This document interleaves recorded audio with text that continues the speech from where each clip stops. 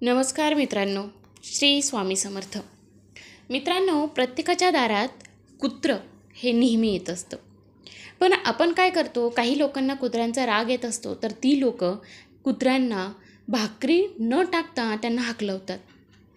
पण तुम्हाला माहिती आहे का की कुत्र्याला भाकरी खाऊ घातल्यानं कोणतं फळ मिळतं? तुम्ही एकदा नक्की हा व्हिडिओ शेवटपर्यंत नक्की बघा.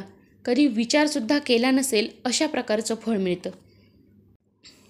नमस्कार मित्रांनो, कुत्रा हा प्रत्येक ठिकाणीच असतो. कुत्रा आपलं संरक्षण देखील करत असतो. तर आजच्या व्हिडिओत आपण एक कथा बघणार आहोत. एका शहरामध्ये रामू नावाचा व्यक्ती राहत होता. तो रामू एका महात्म्यांना भेटण्यासाठी आश्रमात जातो. तिथे त्यांनी बघितलं की महात्मे काही लोकांना उपदेश करत आहेत. रामूने महात्म्यांना प्रणाम केला आणि म्हणाला, माझ्या मनामध्ये प्रश्न आहे.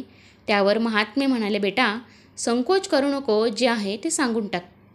त्यावर रामू म्हणाला, गुरुजी मला जाणून घ्यायचं आहे की कुत्र्याला भाकरी खाऊ घातल्याने कोणते फायदे मानवाला होत असतात. त्यावर महात्म्याने हसून सांगितले की लोक जर कुत्र्यांना रोटी खाऊ घालण्याचे फायदे ऐकले तर त्यांचे जीवन सुखमय होईल. एक कुत्रा खूप भूक लागलेला होता आणि गावागावातील प्रत्येक दारावरती जाऊन त्याला कोणीही चपाती किंवा भाकरीचा तुकडा घालत नसेल. तो बोलला, इकडे तिकडे भटकत राहिला. एक दिवस तो गावाबाहेरील एका आश्रमात पोहोचला. त्याने आशेने प्रार्थना केली की हे मुनिवर, मी खूप भुकेलेला आहे, कृपा करून मला रोटीचा एक तुकडा द्या. मुलीवर आणि त्याला विचारलं तर गावामध्ये कोणी रोटी दिलेली आहे का? तर त्यावर कुत्रा म्हणाला, मुनिवर मी काय सांगू, कोणी माझी गोष्ट समजून घेत नाही. मुनिवर आणि सहानुभूतीने सांगितले की तुझी पीडा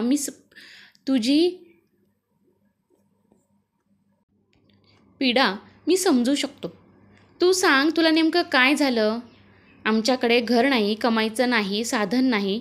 आम्हाला कपडे घालण्याचा किंवा वाचन लिहिण्याचं ज्ञान नाही.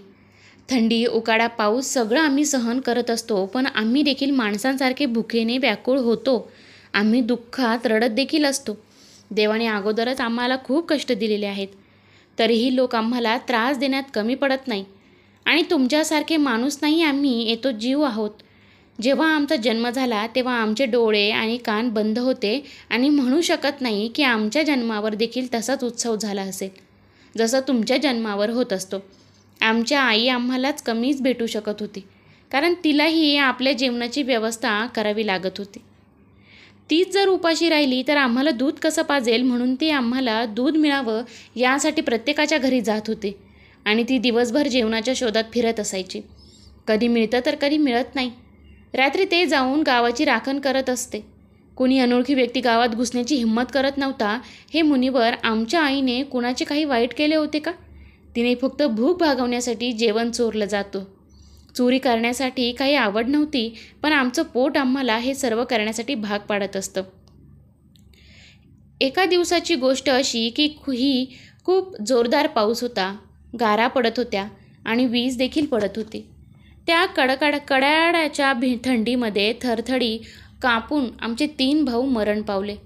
त्या दिवशी आमची आई खूप रडली होती, पण माणसाने आमची पीडा समजून नाही घेतली, कारण त्यांची मुले थोडीच मेलेली होती.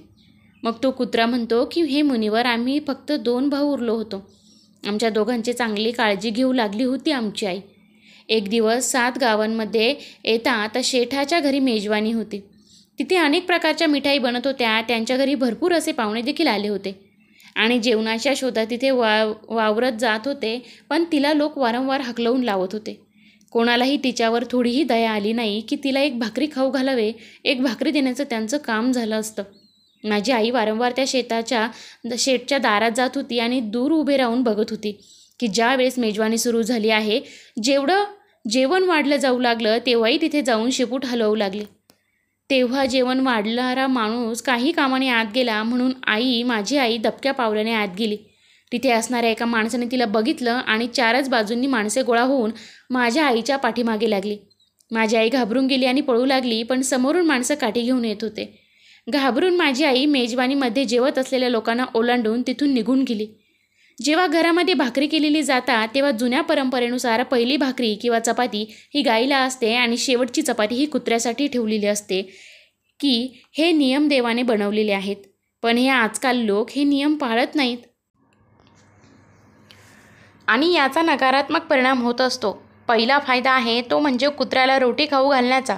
घरातील ग्रहदोष कमी होतात. महात्म्यांचे म्हणणे होते ते शनीची महादशा चालू असेल तर त्यांनी भाकरी खाऊ घातल्याने शनीचा प्रभाव कमी होऊ शकतो आणि व्यक्तीच्या अडचणी सोप्या होऊ शकतात. दुसरा फायदा आहे तो म्हणजे तुमचं नशीब बदलू शकतं आणि त्यात नकारात्मकता लक्ष्मीचा आशीर्वाद प्राप्त होऊ शकतो. आम्ही घरात कधीही धनाची कमतरता राहत नाही. चौथा फायदा असा आहे की तुमच्यावर जर कर्ज असेल तर कर्जातून मुक्ती देखील मिळू शकते आणि जर आधीच कर्जात असेल तर त्यातून सत्ता मिळण्यास मदत होते. ज्यावेळेस तुम्ही कुत्र्याला नियमितपणे जेवण देता त्यावेळेस ते तुमच्या व्यवसायामध्ये मदत करत असते. म्हणजे कुत्र्याला भाकरी खाऊ घातल्याने तुमच्या आयुष्यामध्ये वाढ होऊ लागते. तर मित्रांनो, हे काही चमत्कार, काही फायदे आहेत. तर मित्रांनो, अशा प्रकारे आपल्या दारात येणाऱ्या प्रत्येक कुत्र्याला तुम्ही भाकरी खाऊ घाला. दारावरती येणाऱ्या कुत्र्याला, तेही एक मुकं जनावर असतं, त्यालाही काहीतरी भावना असतात, भूक असते. निदान एक चपाती तरी तुम्ही त्या कुत्र्याला टाकू शकता. त्याने तुम्हालाच फायदा होणार आहे. व्हिडिओ आवडला असेल तर लाईक करा, शेअर करा आणि जर तुम्ही माझ्या चॅनलवरती नवीन असाल तर चॅनलला सबस्क्राईब करा. धन्यवाद.